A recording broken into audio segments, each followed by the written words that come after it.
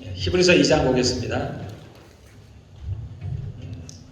지난번에 우리가 봤던 그 성경 그 페이지예요. 354페이지 신약 성경 히브리서 2장 1절에서 4절입니다.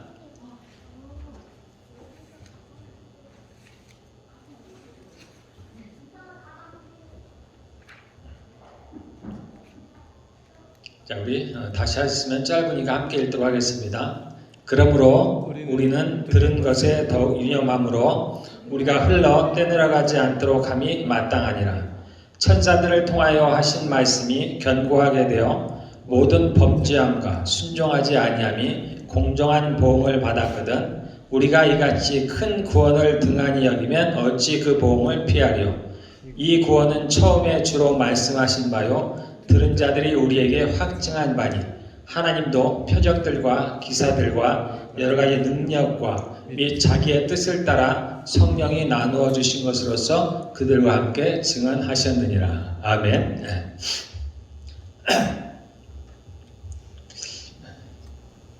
제가 이제 신학을 공부한 건 아마 이제 졸업한 거 2006년도인데요. 밴쿠버에서 졸업을 했습니다. 제가 한국에서 청년대 예수님을 믿었고, 그래서 이제 제가 구원을 받은 줄 알았습니다. 그 첫날. 그러면서 이제 내 주변에 이렇게 크리스찬들이 많았는데, 예수님을 믿는 친구들도 많았는데, 왜 내게 예수님이나 그 구원에 대해서 알려주지 않았을까라는 생각이 제게 떠올랐습니다. 그래서 이제 제가 그 일을 해야 되겠다라는 생각을 가졌어요. 그 이전에는 저에게는 꿈이 없었습니다.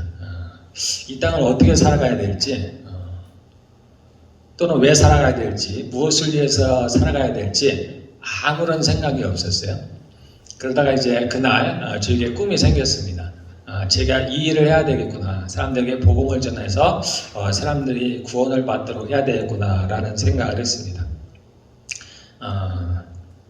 근데 당장 제가 신학교를 가지는 않았고요. 그로부터 이제 꽤 시간이 흘러서 제가 93년도에 처음 예수를 믿었는데 91년도인가요? 정확히 잘 모르겠는데 한 98년도 정도 돼가지고 제가 결혼을 하고 그 전에 결혼을 하고 이제 드디어 제가 이제 그 다니던 학교를 졸업을 못했어요. 마지막까지 했는데 졸업을 못했습니다. 관심도 없었고 근데 어쨌든 마지막까지 갔어요. 그래서 이제 보통 이제 8학기면 졸업을 하는데 저는 12학기까지 했어요. 근데도 졸업을 못했습니다. 그리고 이제 제가 갈 때까지 갔기 때문에 이제 제가 신학을 공부해야 되겠다 싶어서 이제 한국에 있는 이제 신학교를 가려고 했는데 그때 마음이 바뀌었습니다. 기왕에 공부할 거 외국에서 공부를 하자. 왜냐하면 저는 선교에 관심이 있었어요. 제가 복음을 전한다면은 외국 사람한테 전하면 좀 쉬울 것 같은 생각이 들더라고요. 제 마음에. 그래서 외국으로 가자 해가지고 제가 이제 98년도에 제 아내하고 얘기를 해서 이제 가기로 했어요. 그리고서 이제 바로 이제 유학원을 통해서 어디로 가면 좋을까 하다가 한국하고 가장 날씨가 비슷한 데가 어딘지 찾아보니까 찾는 게 아니라 이제 그분들이 저한테 알려준 게 밴쿠버였습니다. 그 당시 밴쿠버는 한국에서 별로 알려지지 않았어요. 제가 제 기억으로 아침 방송에서 밴쿠버에 대한 얘기를 들었던 기억이 나요. 유학생들이 이제 간다는 밴쿠버. 그래서 저희가 밴쿠버를 가기로 했습니다. 그래서 거기서 신학을 공부하기로 하고, 그래서 저희가 98년도에 이제 5월에, 정확히 5월 28일에 캐나다로 오게 됐습니다. 그리고서 이제 제가 이제 신학교를 다니면, 신학교를 다니고, 그런데 이제, 어쨌든 저도 여기서 살아가야 되기 때문에 공부만 할 수가 없었어요. 특히 이제 영어로 하니까, 한국에서 생각할 때는 여기 오면 뭐 한 6개월이면 영어를 다 마스터할 것 같잖아요. 저도 그랬고 한 6개월 지나면 이제 영어를 마스터하고 그 다음에 뭘 하고 계획을 세웠는데 와보니까 전혀 아니죠. 뭐 10년, 20년이 지나도 영어를 잘 못합니다. 그러다 보니까 이제 영어로 이제 신학교를 다니니까 공부를 제대로 할 수가 없었죠. 한국어로 한다 할지라도 제가 이제 가족들과 같이 했기 때문에 제가 일도 해야 되고 뭐 삶이 바쁘기 때문에 공부를 하는 게 어려운데 영어로 하니까 더더욱이나 어려웠어요. 그래서 공부를 잘하겠다는 생각도 없었고 제가 이 캐나다에 머물기 위한 하나의 방편이기도 하죠. 비자가 거기에 걸려 있으니까. 그리고 기왕 시작을 했으니까 어쨌든 제가 졸업은 해야 되겠다 싶어가지고 어쨌든 가까스를 했습니다. 그래서 최소한으로 보통 이제 한 학기에 5과목을 해야 되는데 제가 비자를 유지할 수 있는 게 3과목을 들으면 비자를 유지할 수가 있었어요. 돈도 없었고 이제 그렇게 하다 보니까 시간이 걸렸습니다. 그래서 이제 2006년도에 이제 졸업을 했어요. 그러니까 실제로는 신학교를 졸업을 했지만 성경을 공부를 거의 못했습니다. 거의가 아니고 전혀 못했어요. 그러니까 성경을 모르는 거죠.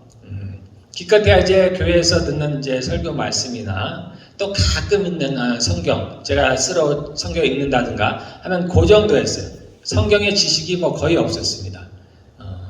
또 제가 이제 신학을 졸업하고 목회를 뭐 해야 되겠다. 뭐 그러한 생각도 없었고요. 그 전에 그러한 일도 해본 적도 없었고, 제가 늘 마음은 제가 하나님께 있었지만은 희한하게 제가 교회에서 일을 한 적이 없었어요. 이제 막연하게 성경에 대한 마음이 있었고, 막연하게 어떻게든 내가 사람들에게 복음을 전해야 되는데 어떻게 전할까라는 그런 막연한 생각만을 이제 갖고 있었어요. 그러다가 이제 제가 캘거리를 오다 보니까 왔는데 한 2013년에 왔습니다. 졸업하고 한 7년에 왔죠. 그리고 제가 이제 교회를 처음 이제 한 게 2017년이에요. 꽤 시간이 흘렀어요. 전혀 예상치도 못하고 계획도 없이 이제 교회를 하게 되었습니다. 그런데 하다 보니 하게 되니까 제가 이제 매주 설교를 해야 되잖아요. 이게 저한테 이제 걸리는 거예요. 여러분들도 이제 보시면 아시겠지만 제가 이제 앞에서 이렇게 서서 얘기하는 스타일이 아니에요. 앞에 서는 것도 어렵고 말하는 것도 어렵고 또 말 주변도 없고 제가 이제 이게 쓰면은 제일 걱정되는 게 그겁니다. 저는 할 말이 없을까 봐. 그래서 내가 한 5분 하다가 할 말이 없어지면 어떡할까? 한 10분 하다가 저는 늘 걱정해요. 지금도 마찬가지입니다. 제가 지금도 늘 앞에 설 때마다 설교 준비할 때마다 걱정되는 게 그거예요. 이거 몇 분 하다가 할 말이 사라지면 어떡할까? 그게 늘 걱정이었습니다. 지금도 마찬가지예요. 그래서 이제 한 사람이 모이든 뭐 10명이 모이든 100명이 모이든 이 앞에 섰을 때는 제 경험으로는 똑같아요. 똑같이 설교를 하는 거예요. 앞에 저희 가족만 있다고 해서 쉽지 않더라고요. 대충 할 수도 없고 대충 되지도 않고 똑같더라고요. 물론 이제 제가 이제 가족만 있으니까 조금 이제 좀 덜하긴 하지만 제가 볼 때는 거의 대동소이합니다. 그래서 제가 그때 저는 이제 제 아내하고 각방을 썼어요. 그때 제가 한 6개월인가 1년을 우리 이제 방은 2층에 있었고 저희가 1층에서 예배를 드렸는데 1층에서 저는 잠을 잤습니다. 그래서 한 6개월이나 한 1년 정도 저도 기간은 잘 모르겠는데 좀 거기에서 제가 잠을 자면서 어떻게 공부를 해야 될지도 모르겠더라고요. 뭘 공부해야 될지도 모르겠고 그냥 기다리기만 하는 겁니다. 혹시 하나님께서 내게 무슨 말씀을 안 하시나 또는 설교거리를 뭘 주시지 않을까 하는, 지금도 마찬가지입니다. 그때나 지금이나 제가 똑같은데 근데 늘 이렇게 미리 이렇게 제가 보면은 이제 저희 장인어른이 목사님이신데 늘 이렇게 설교를 하고 싶어 하셔요. 제가 볼 때. 그러니까 설교거리가 많으신 것 같아요. 또 제가 아는 목사님들도 보면은 뭐 이렇게 계획이 있으시더라고요. 요번엔 요걸 하고 다음엔 어떨까 하고. 근데 저는 전혀 계획이 없는 거예요. 제 스타일이 그럽니다. 뭐 제가 그런 것 같아요. 그래서 매주요. 매주. 그래서 저는 한 주간이 오직 거기에만 신경이 쓰입니다. 요번 주에는 무슨 설교를 해야 되나. 그러니까 하나님께서 제게 그러한 어떤 설교거리를 주지 않으면은 제가 할 수가 없어요. 그래서 저는 그것이 제게 올 때까지 아주 고통의 시간입니다. 그런데 대부분 금요일이나 토요일이나 아니면 주일 아침이든지. 그래서 제가 이제 주보를 이제 작성하는 혹시나 그런 경험이 있던 분들은 알아요. 왜 설교 말씀을 자꾸 안 주냐 하는데 없어요. 줄 게 없어. 예. 그게 보통 이제 금요일이에요. 금요일. 스스로 금요일 저녁이나 될까? 아니면 토요일이나 되면은 딱 생각이 나는 거예요. 그런데 처음 제가 이제 교회를 하면서는 그때는 어떤 걸 설교해야 되겠다는 말씀만 딱 떠오르면은 대신에 내용은 생각이 났어요. 뭘 해야 되겠다는 내용이 싹 같이 오더라고요. 그래서 저에게는 내용은 걱정이 안 됐는데 뭘 해야 되겠다는 성경 말씀만이 제가 이제 오직 이게 그것만 기다립니다. 뭐 지나쳐 가든 누가 얘기를 하든 어쨌든 제 마음에 제 머리를 오는 어떤 성경 한 구절만 있어도 됐었어요. 그러면은 그거에 대한 내용이 쭉 같이 오더라고요. 그래서 그랬는데 또 어느 때는 이제 또 그러한 시기가 좀 지나니까 설교 제목을 제가 설교 그 본문 말씀이 떠올라도 내용이 안 떠오를 때가 있더라고요. 그게 또 이제 힘들었어요. 뭐 지금도 사실 별로 다르진 않습니다. 그러니까 그 다음 주 뭐 한 달은 고사하고 그 다음 주에 전할 그 말씀을 설교를 하나님께서 주신 적이 없어요. 네. 늘 그래서 그 주예요. 그래서 저도 뭘 할지도 모르고 어떻게 설교할지도 모르고 그게 저에게는 동전의 양면과 같은데 이게 저에게는 고통의 시간입니다. 그것이 오기 전까지는 저는 편하지가 않아요. 마음이 편하지가 않아요. 그 제목, 그 설교를 뭘 해야 되겠다는 그 말씀이 딱 오면 그때부터 제가 이제 평안해집니다. 그리고 주일날 설교를 끝나면 내가 이제 살았구나. 이제 살았구나라는. 그리고서 주일 설교가 끝나고 그날이나 또는 그 다음이나 하루 이틀 정도가 제가 아주 평안한데요. 아무 생각이 없는 데입니다. 그 다음 설교는 다음에 걱정을 하자 이렇게 생각을 하는 데입니다. 제가 미리 이제 성경을 이렇게 한국에서 신학을 다니든지 해서 좀 체계적으로 배우고 공부를 좀 또는 제가 교회를 하기 전에 일반 교회를 다니면서 이렇게 뭐 전도사나 또는 부목사든 또는 뉴스를 하든 그런 걸 하면서 제가 좀 체계적으로 좀 배웠다든지 좀 그랬으면은 좀 달랐을 수도 있을 것 같은데 어쨌든 저는 이제 그렇지가 않았어요. 그래서 근데 이 상황은 지금도 사실 똑같습니다. 지금도 제가 뭘 설교해야 될지를 잘 모르고 예전처럼 똑같아요. 그래서 그러한 설교를 뭘 해야 되겠다는 생각이 오기 전까지는 저는 참 그때까지가 괴로운 시간인데 근데 한편으로 그렇다고 해서 제가 이걸 그만둬야 되겠다라는 생각은 제가 이제 그런 생각을 안 하는데 왜냐면은 이게 저에게 생명입니다. 제가 살아가는 이유예요. 이게 정말 저에게 힘든데 정말 고통이라고 할 정도로 고통스러운 시간들인데 한편으로는 제가 이걸 안 하면 못 살 것 같은 생각이 드는 거예요. 그래서 이제 어쨌든 저는 그래서 이렇게 아까 말한 동전의 양면이라고 하는 게 그런 겁니다. 한편으로는 고통스러운데 한편으로는 이게 제가 살아가는 이유이기도 해요. 그래서 지금까지 이제 그렇게 옵니다. 그래서 제가 이제 이 얘기를 왜 하냐면은 어떤 하나의 성경 구절이 제가 떠오를 때 이제 하나님 입장에서 본다면은 하나님께서 내게 이제 주신 말씀일 거라고 제가 믿고 있어요. 그러면은 그게 변하지가 않더라고요. 제가 월요일날 어떤 말씀이 떠올랐어도 그것을 제가 주일날 설교를 하더라고요. 그러니까 별로 변하지가 않아요. 그래서 어떤 말씀이 떠오르면은 이게 이번 주 설교를 설교 그 제목인가 그 성경 구절인가 보다라는 제가 생각을 합니다. 근데 이제 저에게 약간 변화가 일어났는데 제가 이제 저희 교회에 뉴 시즌이라고 얘기를 하잖아요. 새로운 계절이라고 하나님께서 새롭게 하신 저에게 새롭게 하신 것 중에 하나가 뭐냐면은 저에게는 제가 예전에 제 꿈 얘기를 아마 했을 거예요. 저에게 제 인생 꿈 같은 이야기다, 꿈과 같은 거다라고 얘기를 했습니다. 그래서 제가 살던 그 동네를 제가 이제 트럭으로 모는 그런 장면을 얘기를 했을 거예요. 그래서 이제 제가 트럭을 모니까 그 좁은 길을 다니니까 계속 부닥치죠. 집 앞에 놓인 쓰레기통, 또 지하실, 옛날 지하실은 툭 들어가는 지하실 있잖아요. 그럼 거기에도 빠지고 계속 빠지는 거예요. 당연히 갈 수가 없죠. 트럭을 몰고 다닐 수가 없는 거예요. 그런데 저에게 이제 그 트럭 순간 장면이 바뀌면서 제가 이제 조수석에 앉게 되고 다른 분이 그 운전을 하게 되었습니다. 그런데 같은 길을 가는데 그 좁은 길목길을 가는데 여전히 장애물들은 놓여 있어요. 그런데 걸리질 않더라고요. 그 지하실에 빠지지도 않고 그 쓰레기통을 치지도 않고 잘 가더라고요. 운전수가 바뀌니까 그렇더라고요. 제가 제가 이제 새로운 시즌을 얘기를 했는데 저에게는 그러한 느낌이 들었습니다. 아, 운전수가 바뀌었구나 이제. 저의 인생에 운전수가 바뀌었구나라는 생각이 들었습니다. 저에게는 각자에게 나름의 그런 것들이 저는 있다고 다 생각을 해요. 왜냐하면 주님께서 뭔가 일을 하실 때는 물론 제 개인적으로 일하실 때가 있는데 이게 교회적으로 일할 때는 같이 가더라고요. 가치가.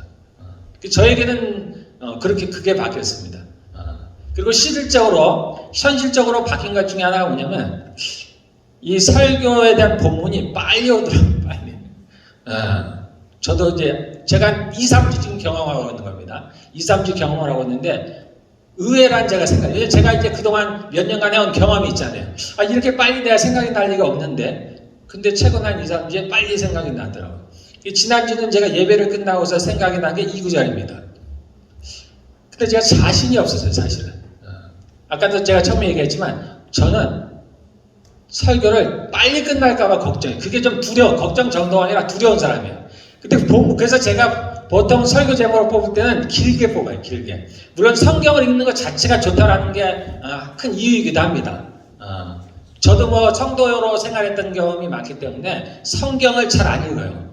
그래서 교회에서 이렇게 설교 시간만이라도 성경 구절을 듣고 함께 읽는 것이 굉장히 유익하다는 걸 제가 알기 때문에 가능한 제가 본문을 길게 긴 것을 제가 합니다. 그리고 함께 읽고 보도록 합니다. 그리고 또 다른 이유는 뭐냐면은 구절이 많으면 할 얘기가 많으니까 이것저것 제가 할 얘기가 많으니까 구절을 가능한 많이 뽑아요. 그런데 여기는 이제 1절에서 4절을 이제 지난주에 이렇게 말씀이 떠오르는데 제가 자신이 없는 거예요. 그러니까 내용도 별반 할 내용도 없고 무슨 얘기를 할까 이걸로. 그리고 이제 그 중에 하나가 뭐냐면 제가 이제 포커스를 하나님께서 제게 주신 거는 4절이에요. 4절. 하나님도 그 표적들로 또는 기사와 이적으로 그 함께 증언하신다라는 거. 마가복음에 나온 16장 마지막 절에 나온 주께서 나가 두루 전파할세 제자들이 나가 두루 전파할세 주께서 함께하사 그 따르는 표적으로 말씀을 증거하신다는 즉 그러한 말씀 소위 얘기하는 그러한 기적들이 그러한 말씀을 전할 때 일어난다는 그래서 이 말씀이 제게 이제 말하자면 이제 포커스인데 제가 사실 자신이 없는 거예요. 저는 이제 교회 아까도 얘기했지만 교회에서 이렇게 쭉 사역을 하면서 살아온 사람이 아니었기 때문에 캐나다에서는 이제 삶을 살아왔던 사람입니다. 크리스찬으로서의 삶을 살아왔어요. 주님은 그리고 크리스찬으로서의 삶을 살아가면서 제게 가르칠 것들을 가르치는데 제가 할 수 없는 거를 얘기하기가 저는 어렵더라고요. 그러니까 내가 못하는 것을 얘기하기가 쉽지가 않아요. 그러니까 대부분 제가 경험한 것들 또는 살면서 이제 그러한 배운 것들을 제가 얘기를 하는데 제게 아직 이것이 안 나타나는 거죠.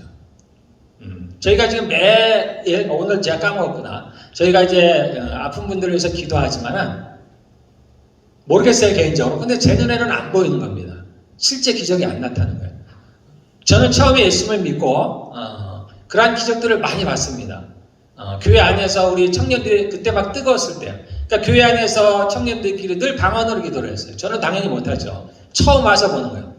그리고 교회 기도하는 가운데 청년들이 방언을 새로 하기도 하고 그러한 것들을 봤기 때문에 그런 것들이 이상하지 않았습니다. 그리고 교회 안에 이제 병자들이 낫는 것들이 이상하지 않았어요. 그리고 제 마음에는 오히려 이것은 당연한 거였어요. 안 일어나는 게 이상하지.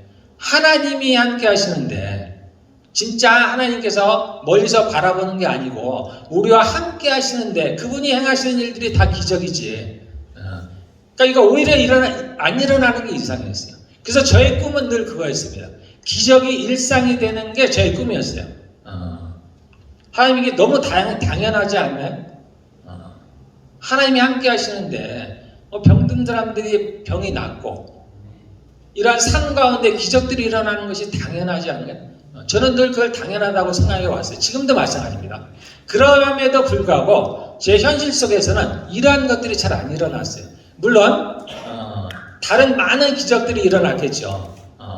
근데 우리가 소위 많이 얘기하는 그런 병이 이제 낫는다든가 그러한 기적들이 저에게는 잘 안 일어났습니다. 잘 안 일어나냐 제가 본 적이 없어요. 그래서 저희가 그 예배 때마다 이렇게 아픈 분들을 위해서 기도를 하지만 저에게 믿음이 없냐? 저는 믿음이 있습니다. 저는 나을 거라는 믿음이 있어요. 그럼에도 불구하고 실제로 이렇게 안 일어나는 거예요. 그러니까 제가 이 말씀이 저한테 왔을 때 제가 자신이 없는 거예요. 자신이. 아니 제가 안 되는데 실제 이렇게 안 일어나는데 이걸 내가 어떻게 설교를 하라는 얘기예요. 물론 할 수는 있죠. 이론적으로. 그렇지만 제가 마음이 별로 내키지가 않는 겁니다. 그래서 어쨌든 그래도 예외 없이 제가 이 말씀을 설교를 하게 되었어요. 그래서 저도 하나님께서 오늘 어떻게 말씀하실지 저는 잘 모르겠습니다. 저도 이제 가보긴 가보는 거예요. 그래서 한번 좀 볼까요? 우리 2장 1절에서 저희 집사람 제가 설교를 좀 오래 한다고 자꾸 저한테 핀잔을 주는데 저는 반대입니다. 저는 제가 정말 설교를 짧게 할까봐 걱정인 거예요. 그래서 막 쓸데없는 얘기도 많이 하고 뭐 일부러 제가 그럴 수도 있는 것 같아요. 어쨌든 그렇습니다. 그래서 자 1절에 보면 우리가 들은 것에 더욱 유념함으로 우리가 흘러 떠내려가지 않도록 함이 마땅하다. 이 얘기는 말이 어렵지만은 복음, 우리가 들은 거 복음이라는 얘기예요. 그것을 잘 생각하는 거예요. 이게 영어로는 pay attention이라는 거예요. 유념하라는 게 pay attention이라는 거예요. 복음에 대한 것들을 잊어버리지 말라는 겁니다. 늘 마음에 간직하라는 얘기예요. 이제 천사들을 통하여 하신 말씀이 견고하게 되어 모든 범죄함과 순종하지 아니함이 공정한 보응을 받았거든. 이 얘기는 뭐냐면은 이스라엘 백성들이 시내산에서 율법을 받았다는 얘기입니다. 그리고 그 율법대로 그들이 그대로 보응을 받았다는 거예요. 그들의 지은 죄에 대한 대가를 그대로 받았다는 얘기입니다. 3절에 우리가 이같이 큰 구원을 등한히 여기면 어찌 그 보응을 피하리요. 그 율법에 대한 것도 그들이 받은 바대로 온전히 시행이 돼서 그들이 결국은 이방 민족에 다 쫓겨가고 그래서 그에 합당한 벌을 받았거든. 하물며 이 큰 구원을 등한히 여기면 가볍게 여기면 어떻게 되겠느냐는 겁니다. 그로 인해 받을 벌 그것이 얼마나 크겠느냐라는 겁니다. 그래서 이 구원을 가볍게 여기지 말라는 얘기입니다. 그래서 이 구원은 처음에 주로 말씀하신 바요. 주라는 건 예수님입니다. 예수님이 말씀하신 바요. 들은 자들이 예수님의 제자들이죠. 제자들의 제자들. 그렇게 제자들이 우리에게 확증한 바니라. 그리고 이렇게 제자들만 이 복음의 말씀을 전하고 확증한 것이 아니라 하나님도 함께 하셨다는 겁니다. 4절의 말씀은. 근데 하나님이 어떻게 확증하셨냐 이 말씀을. 하나님도 표적들과 기사들과 여러 가지 능력과 및 자기의 뜻을 따라 성령이 나누어 주신 것으로서 그들과 함께 증언하셨느니라. 그래서 이 4절에 나온 말씀은 하나님도 이 복음이 확실하다는 것, 이 진리라는 것을 증언하셨는데 무엇을 가지고 증언하셨냐면 하나님께서는 그러한 이적이나 기적을 통해서 그 일을 보여주셨다는 겁니다. 그래서 바울이나 베드로가 또는 예수님의 제자들이 복음을 전할 때 병든 자에게 손을 얹을 때에 주님께서 함께 역사하셔서 그들이 낫는 역사가 일어났다는 겁니다. 그것을 통해서 하나님께서 이 진리의 말씀이 진짜라는 걸 증언하셨다라는 겁니다. 자, 또 하나는 여기 뭐가 있냐면 및 자기의 뜻을 따라 성령이 나누어 주신 것으로서 성령이 나누어 주신 게 뭐냐면 성령의 은사를 말하는 거예요. 은사라는 게 뭐냐면 선물이잖아요. 성령께서 각 사람에게 나누어 주신 선물이 있다는 겁니다. 은사가 있다는 거예요. 그것을 통해서 함께 증언하셨다라는 겁니다. 그래서 우리에게는 이러한 것들이 나타나야 돼요. 안 나타난다고 안 되느냐? 그렇지 않습니다. 안 나타나도 돼요. 그렇지만 나타나도 이상할 것이 없습니다. 우리가 손을 얹을 때 병든 자들이 일어나야 됩니다. 우리에게 기적들이 나타나야 돼요. 우리의 삶 가운데 기적이 나타나야 됩니다. 저뿐만이 아니라 여러분 가운데는 이러한 성령의 은사를 받아서 여러분들이 누군가를 위해서 기도할 때 기적이 나타나야 돼요. 예. 우리가 지금 고린도서를 묵상을 합니다. 그래서 제가 어제 우리 이제 토요일 날 기도회라는데 고린도서 1장이었습니다. 제가 잠깐 언급을 했습니다. 고린도서는 이러한 은사가 풍성했던 교회입니다. 고린도는 지금의 그리스죠. 예전이면 마게도니아. 거기에 바울과 실라가 감옥에 갇혔을 때 그들이 찬송할 때 천사를 통해서 옥문이 열리고, 그래서 그 간수장이 스스로 자살하려고 하다가 바울의 도움으로 살게 되고, 그래서 그와 그 가족이 구원을 받았습니다. 그로부터 고린도에 이제 교회가 시작이 되었어요. 그러면서 고린도에 교회가 번창하게 되었습니다. 성도들도 많아졌을 뿐만 아니라 거기에 성령의 은사들이 풍성했습니다. 그래서 여러분들이 고린도 교회의 문제가 뭐였어요? 은사의 문제입니다. 은사. 그리고 분쟁이 많았어요. 타가 나누었다는 얘기예요. 타가 나누었다는 얘기는 다른 말로 얘기하면 각자가 나름대로의 능력이 있었다는 얘기예요. 각자가 하나님께로부터 받은 것이 있었다는 얘기예요. 그런 것들이 풍성하니까 그게 옳으냐? 옳지 않습니다. 절대 옳지 않아요. 옳지 않은데 어쨌든 고린도 교회에 그러한 문제가 있었다는 얘기는 거기에 그러한 은사들이 풍성했다는 얘기입니다. 하나님의 성령의 역사가 풍성했다는 얘기예요. 근데 저희가 어제부터 고린도서를 묵상하게 되었습니다. 우리가 늘 묵상할 때 어떤 부분에 있어서 우연이 아니다라는 얘기를 많이 하는데, 저도 어제 제가 그 얘기를 했습니다. 우리가 이제 오늘 설교도 있지만 성령의 능력에 대한 이야기를 이제 하게 됐는데, 그러함으로 말미암아서 저는 저희 교회에 성령의 능력이 부어지리라고 저는 생각을 해요. 제가 오랫도록 구해왔고, 또는 제가 예수님을 믿으면서 그것이 너무나 당연하다고 생각해온 바로기 때문에, 또 성령께서 일을 하시게 되면 그러한 일들이 자동적으로 일어나는 거예요. 하나님께서 시내산에 오셨을 때 그때 지진이 벌어지는 거예요. 지진. 바위들이 터져버려요. 그 바위가 터져버립니다. 천둥 소리가 나고.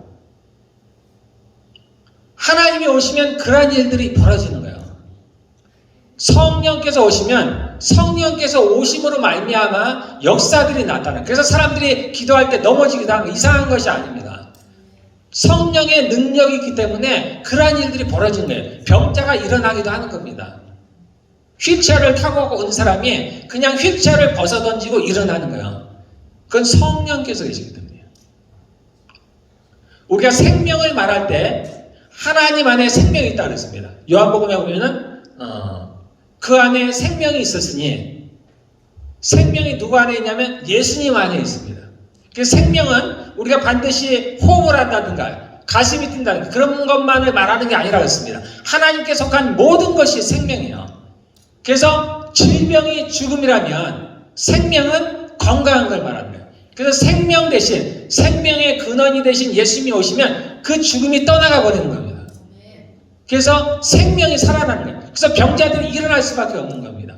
각종 고민을 가져온 사람들, 세상에서 실패했던 사람들, 이런 모든 것들은 다 죽음에 속한 거예요. 죄로 인한 결과들입니다. 그런데 하나님의 성령이 오시면은 그런 것들이 떠나가 버리게 되는 겁니다. 그리고 생명에 속한 것들이 우리에게 임하게 되는 거예요.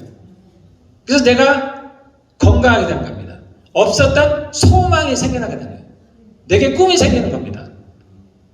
실패했던 일들이 성공으로 바뀌어져 나가는 거예요. 우리에게 이러한 일들이 벌어질 것이라고 저는 믿습니다. 그래서 제가 이 말씀을 전하기를 약간 꺼려했어요 저는. 아까도 말씀드렸듯이. 그런데 제가 이 말씀을 이제 설교를 하려고 이제 제가 한번 진지하게 이제 묵상을 해야 되겠다 해서 이제 묵상을 하게 되었습니다. 하다 보니까 주님께서 제게 이제 다른 것들을 좀 가르쳐 주셨는데, 저는 이제 이러한 말씀을 꺼렸던 이유 중에 하나가 뭐냐면, 그러한 어떤 우리의 눈에 보이는 외적인 그러한 기적들, 주로 이런 것만을 제가 생각했기 때문이에요. 그러니까 병이 낫는다든가, 뭐 기적들이 일어난다든가, 그러한 것들만을 생각했기 때문에 제가 좀 말씀을 이거를 전하기를 꺼렸는데 그렇지 않다는 걸 주님께서 가르쳐 주셨습니다. 그래서 성령이 나타나실 때는 두 가지가 있습니다. 두 가지. 즉 우리가 지금 제가 얘기하는 건 외적으로 나타나는 현상들입니다. 이것도 성령의 능력입니다. 그런데 또 하나가 있는데 그건 뭐냐면 우리 안에서 일어나는 일들입니다. 이것도 기적이라는 거예요. 병이 낫는 것만 한 성령의 능력이 아니시고 우리가 예수님이 믿어진다든지 그분이 살아계심이 믿어지는, 우리가 믿는 게 아니잖아요. 믿어지는 거죠. 또는 겸손해진다든지 내가 정말 정결한 사람이 된다든지 내가 그렇게 폭력적인 사람이었는데 순한 양으로 변한다든지 내가 그렇게 돈을 사랑하는 사람이었는데 돈을 사랑하지 않게 된다든지 그러한 것들, 그러한 어떤 내적인 변화들도 성령의 능력이라는 겁니다. 그것도 성령께서 하신 크나큰 기적이라는 거예요. 그래서 우리에게는 두 가지를 다 추구해야 됩니다. 고린도서에서 고린도 교회가 문제가 많았던 이유 중에 하나는 요겁니다. 외적인 것들을 주로 취하기 때문이에요. 그런 것들만을 주로 추구했기 때문입니다. 그래서 이 두 가지가 밸런스가 맞아야 됩니다. 이런 내적인 부분들은 잘 보이지가 않아요. 외적인 부분들, 병이 낫는다는 것들은 다 눈에 보입니다.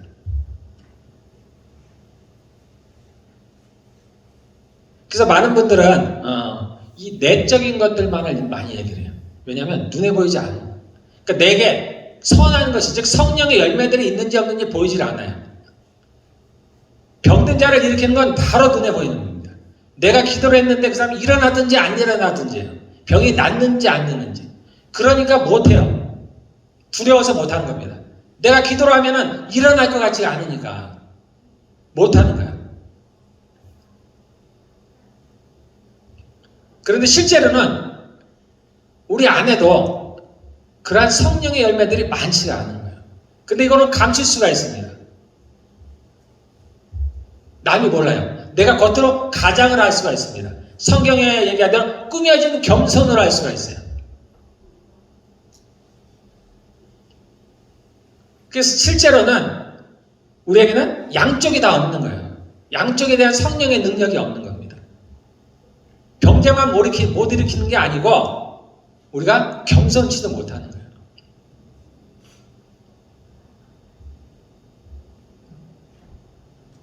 이 두 가지를 저희는 함께 추구하기를 바라겠습니다.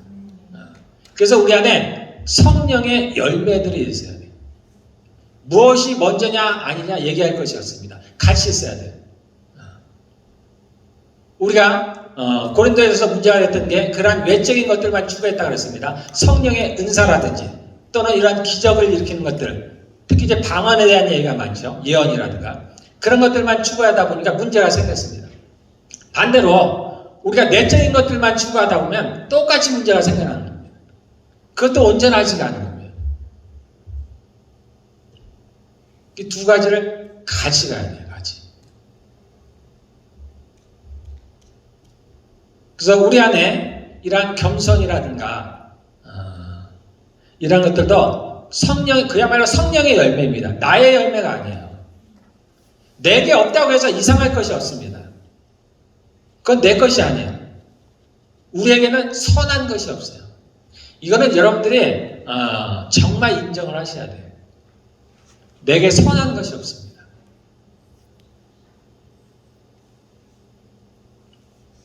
우리가 이것을 잘 인정하지 못하기 때문에 어떻게 하든지 자신의 선함을 드러내려고 합니다.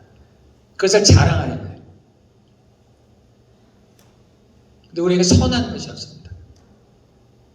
여러분들이 이것을 인정하게 되면 자유해져요. 의외로 자유해집니다. 뭐 이제 우리가 자신을 비약해서 나는 원래 그런 사람 이런 얘기가 아니고 내 안에 정말 선한 것이 없구나. 그래서 자신을 자랑하지 않게 됩니다. 반대로 상대가 잘못하는 것에 대해서 별로 지적을 안 해요. 나도 이런데 저 안에도 선한 것이 당연히 없지라고 합니다. 그래서 우리 안에 이 성령의 열매, 성령께서 주시는 것이 우리 안에 있어야 돼요. 그래서 나의 힘으로 되지 않는 겁니다. 나로부터 비롯되지 않은 것, 하나님으로부터 비롯된 것들이 와야 돼요. 그래서 우리가 갈라디아서 5장 20절이죠. 사랑과 희락과 화평과 오래 참음과 자비의 양성과 충성과 온유와 절제니 뿐만 아니라 여러 가지 있죠. 의의 열매, 선한 열매 많이 있습니다.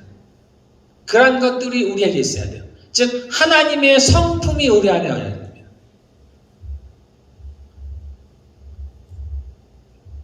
모든 착함과 의로움과 진실함이 우리 안에 있어요.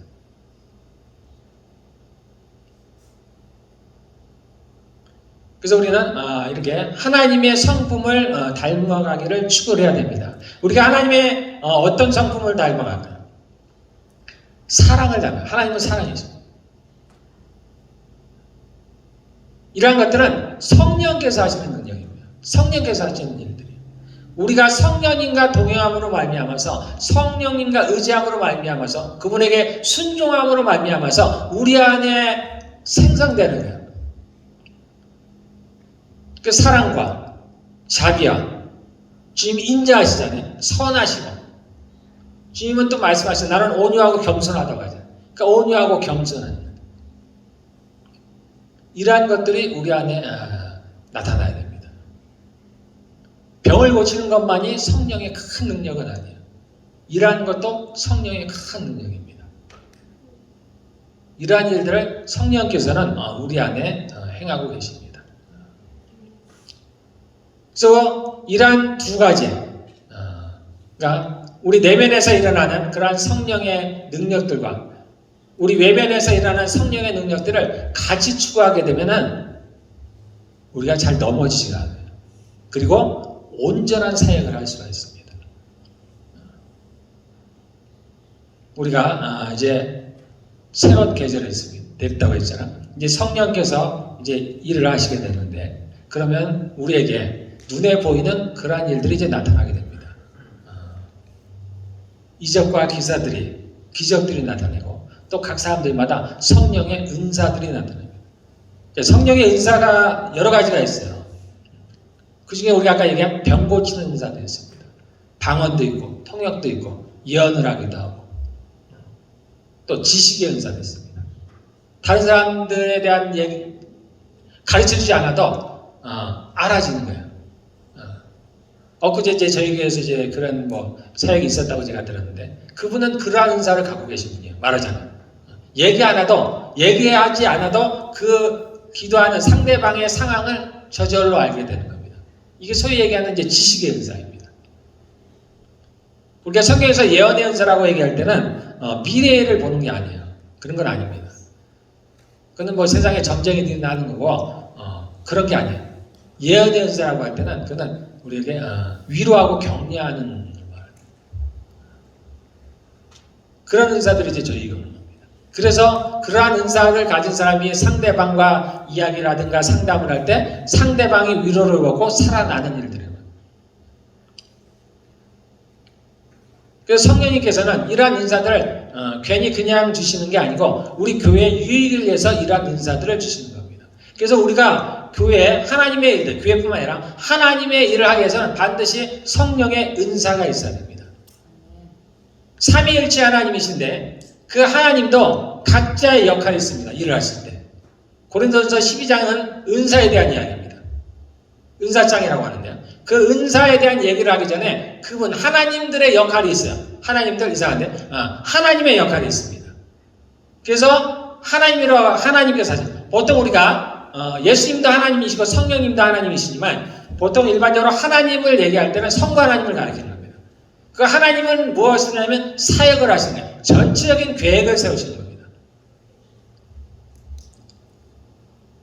우리 교회로 치면은 이제 캘거리의 빛까지 일리기를 세우기로 계획을 하시고 그런 걸 기획하시는 분이 하나님이세요. 그러면 예수님은 역할이 뭐냐면 각자에게 직임을 주시는 거예요. 저를 목사로 세우고 누군가를 전도사로 또는 누군가를 간사로 집사로 이렇게 세우시는 분은 예수님입니다. 그리고 각자 세운 사람들이 그 맡은 임무를 잘할 수 있도록 능력을 주시는 분, 즉 은사를 주시는 분이 성령이시에요. 교회는 이것이 있어야 됩니다. 그래야 온전하게 나아갈 수가 있어요. 우리에게 성령의 능력이 없으면 우리는 일을 제대로 할 수가 없습니다. 우리의 힘으로는 반드시 실패해요. 겉으로는 좀 되는 것 같아 보여도 처음에는 좀 되는 것 같아 보여도 결과적으로는 다 실패합니다. 그러나 하나님께서 하시는 일들은 반대예요. 처음엔 좀 늦는 것 같고 처음엔 좀 안 되는 것 같아도 끝이 다릅니다. 이게 사단과 하나님이 다른 거예요. 사단이 주는 것들을 보세요. 마약이 얼마나 달콤합니까? 사람들을 유혹해요. 도박을 해보신 분들은 알죠. 얼마나 재미가 있어요. 그런데 결국은 사람을 다 망하게 하는 거예요. 그러니까 하나님은 반대입니다. 처음에는 좀 느리고 좀 내가 힘들어 보이고 그래도 결과가 좋은 겁니다. 어쨌든 하나님도 이렇게 각자 임무를 맡아서 행하세요. 마찬가지로 이제 우리에게도 우리에게 주신 직임이 있고 그에 맞는 은사가 있습니다. 성령이 주시는 은사, 즉 성령이 주시는 능력이 있어요. 이것을 받아야 되는 겁니다. 저도 마찬가지예요.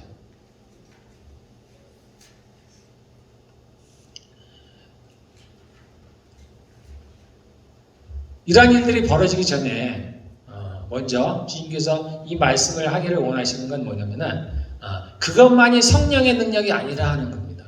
그것만을 추구하지 말라는 얘기예요. 즉 내적인 변화가 함께 있어야 된다는 겁니다.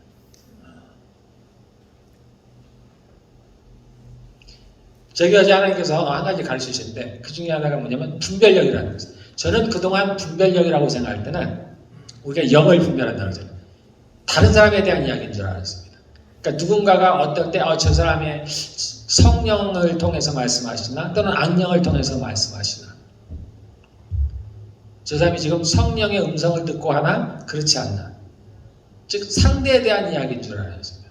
근데 그렇지 않다. 내 안에 있는데 나에게 적용하는 그 분별을 나한테 적용하라.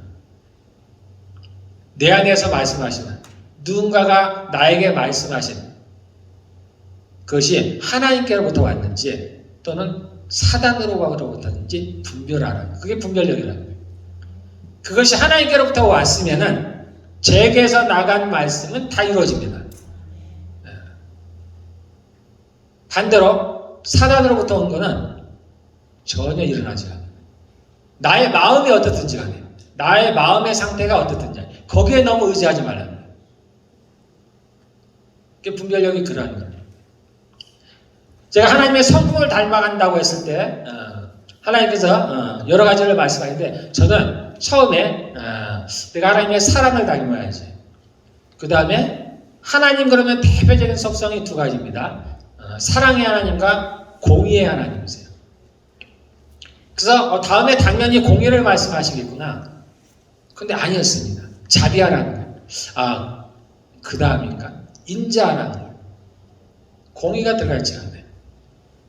우리가 추구해야 될 것이 아니라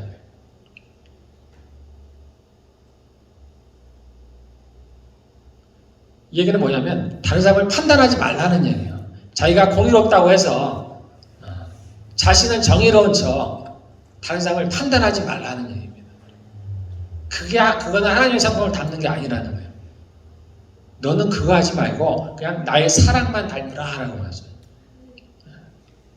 다른 사람을 정죄하지 말라는 겁니다. 비난하지 말라는 거예요. 저 사람은 어때? 저 사람은 어때? 은근히 비난.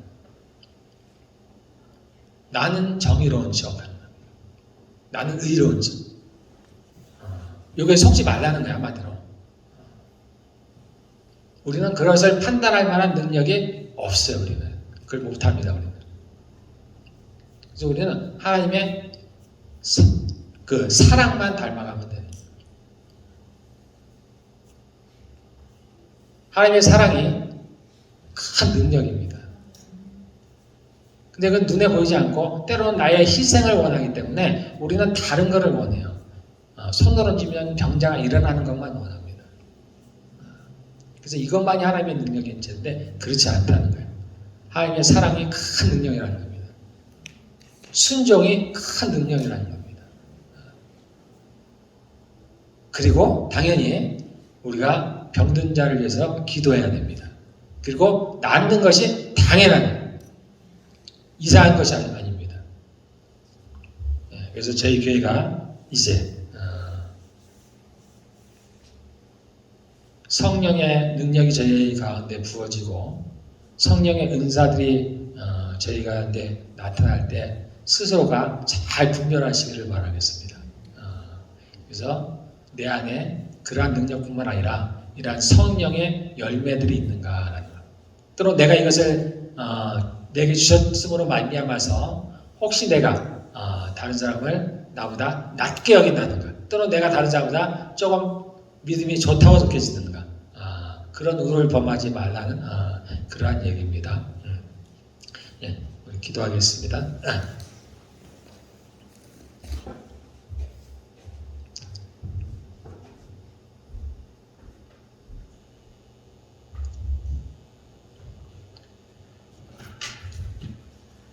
그럼에도 불구하고 우리에게는 성령의 능력이 있어야 됩니다.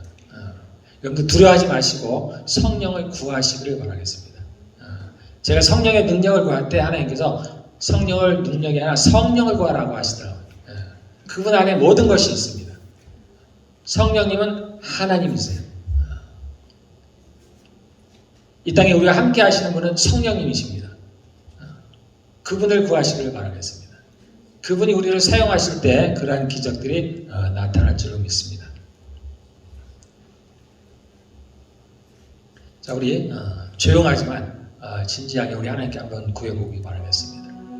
성령님 내게 오십시오. 제가 성령님을 구합니다.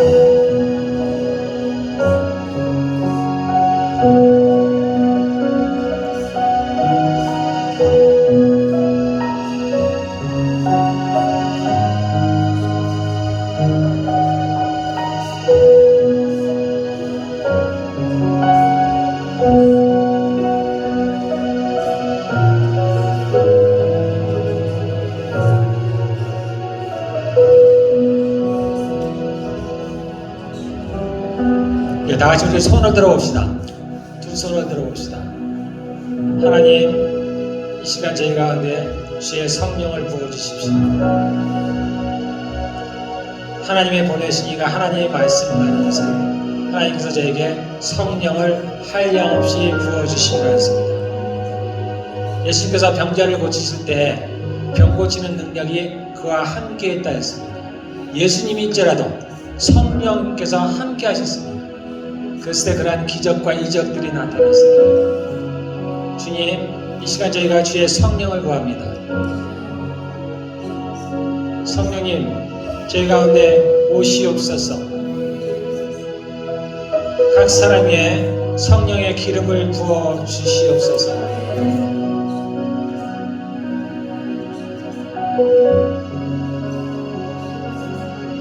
감사합니다. 예수님의 이름으로 기도하였습니다. 이제는 우리 주 예수 그리스도의 은혜와 하나님의 사랑과 성령의 교통하심이 이곳에서 예비하는 또한 빛과 진리교회에 속한 모든 성도들 가운데 함께 있을지어다. 아멘.